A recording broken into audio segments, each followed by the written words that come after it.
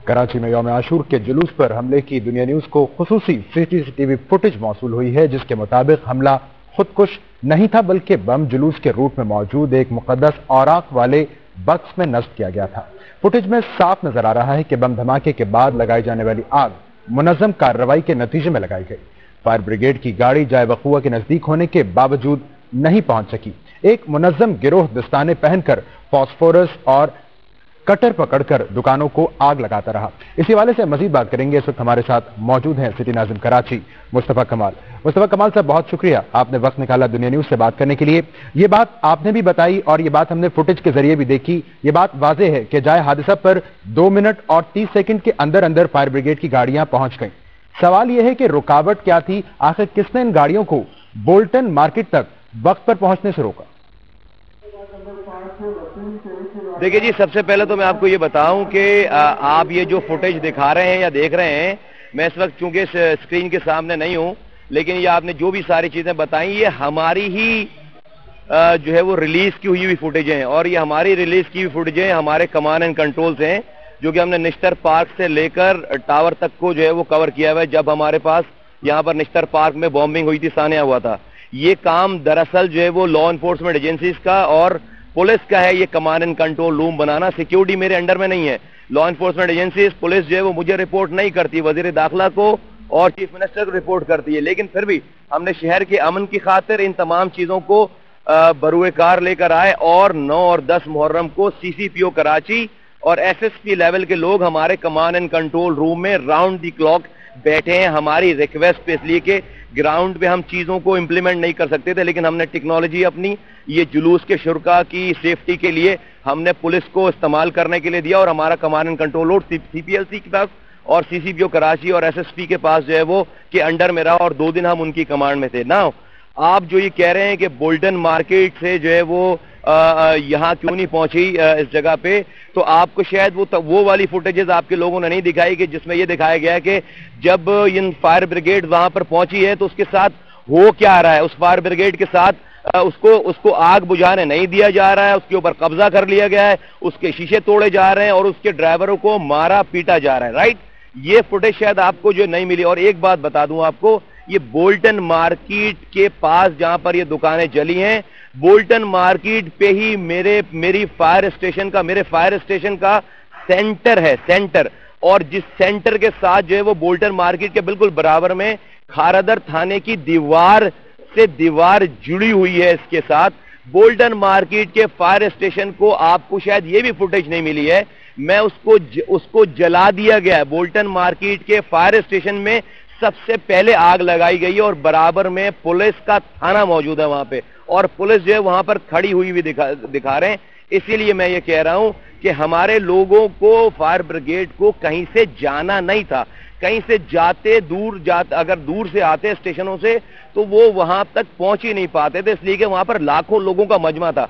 हम तो हर साल अपनी फायर ब्रिगेड की टीम, अपनी रेस्क्यू सर्विस की टीम हम डिप्लॉयड करते हैं, उसी जुलूस के रास्ते में डिप्लॉयड करते हैं।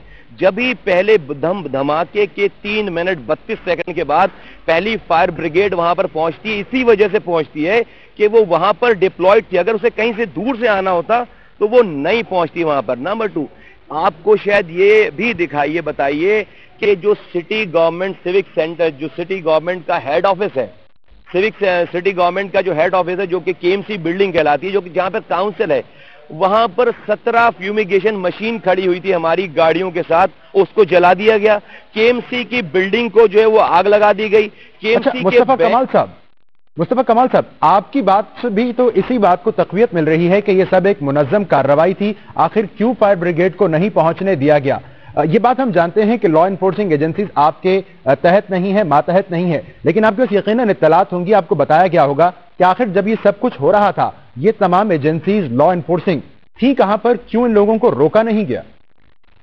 मैं आपको जो है वो बहुत ही मुअद्दबाना जो है वो रिकॉल करवाऊं, जनाब वजीर दाखिला जो सिंध है उनकी जो स्टेटमेंट आई है कल, और उनका जो एक पॉलिसी स्टेटमेंट आई है, उसको मैं रिकॉल करा दूं कि उन्होंने खुद ये बयान दे दिया है कि 2 घंटे से 2.5 घंटे तक पुलिस और रेंजर्स को कार्रवाई नहीं करने दी गई। ये एक उनकी स्ट्रेटेजी का हिस्सा था ان کا یہ خیال ہے کہ اگر پولیس کارروائی کرتی، رینجرز کارروائی کرتی تو یہ مجمع جو ہے وہ اور بفر جاتا اور یہ مجمع جو اور زیادہ نقصانات ہوتے. یہ پولیس کی اسٹریٹجی رہی. اب جب اب اندازہ لگائیں کہ جہاں پر پولیس، میرے پاس فوٹیجز ہیں جہاں پر پولیس جو ہے وہ بلاسٹ کے 7 منٹ کے بعد جو ہے وہ جائے وقوع سے جا رہی ہے، واپس جا رہی ہے، موبائلیں بھر بھر کر جو ہے وہ وہاں سے واپس جا رہے ہیں. تو جہاں پر پولیس اور رینجرز موجود نہیں ہو، جہاں پر پولیس اور رینجرز نے علاقہ خالی کر دیا ہو اور یہ پورا ایریا جو ہے وہ لوٹ مار اور جلاؤ گھیراؤ کرنے والوں کے ہینڈ اوور کر لیا گیا ہو، اور پولیس جس کو اپنی کامیابی بتا رہی ہے کہ یہ ہم ان کی کامیابی ہے، ان کی اسٹریٹجک پالیسی تھی، وہاں پر نہتے فائر بریگیڈ والے جب پہنچے ہیں تو ان کو جو ہے وہ آگ بجھانے کے لیے ان کو مارا پیٹا گیا ہے، ان کی گاڑیوں کو نقصان پہنچایا گیا اور ان کی گاڑیوں پہ قبضہ کر لیا گیا. میرے پاس فوٹیجز موجود ہیں جس پہ ان کو وہاں پر آگ لگانے والوں نے آگ بجھانے نہیں دیا ہے. تو وہاں پر ڈیفینیٹلی ہمارے پاس فائر بریگیڈ والوں کے پاس کوئی گنیں نہیں ہوتی یا کوئی اس کے پاس کوئی ایسا سٹاف نہیں ہوتا جو ایک طرف تو آگ بجھائے دوسری طرف فائرنگ کرے اور جو ہے وہ لوگوں کو منتشر کرے. تو یہ وجوہات ہیں دا مومنٹ، اور ہم وہیں کھڑے رہے. میں خود بھی وہاں، آپ کو پتا ہے ڈی سی او کراچی اور کی گاڑی اسی سپاٹ پہ جلائی گئی ہے. ڈی سی او کراچی کی لینڈ کروزر ادھر جل رہی ہے. دیٹ مینس واٹ کہ ہم وہاں پر موجود تھے تو ہماری گاڑی جل رہی ہے نا وہاں پہ. اور کے ایم سی بلڈنگ کو، ہماری اپنے ہیڈ آفس کو آگ لگی ہوئی ہے. ہم تو اپنے ہیڈ آفس کو آگ بجھانے کے لیے تو جاتے ہیں. اچھا مصطفیٰ کمال صاحب، ان ساری باتوں کو مد نظر رکھتے ہوئے جب یہ کہا جاتا ہے کہ یہ تمام کارروائی ایک منظم کارروائی معلوم ہوتی ہے جس کا غالباً مقصد یہ تھا کہ بولٹن مارکیٹ کو خالی کرایا جائے، تو کیا یہ غلط کہا جاتا ہے؟ سر آپ کے پاس مجھے بڑا ویسے افسوس ہے اس بات کا کہ اس ملک میں اتنے سانحات ہوتے ہیں، کہیں پہ کانسپیریسی تھیوری نہیں استعمال کی جاتی.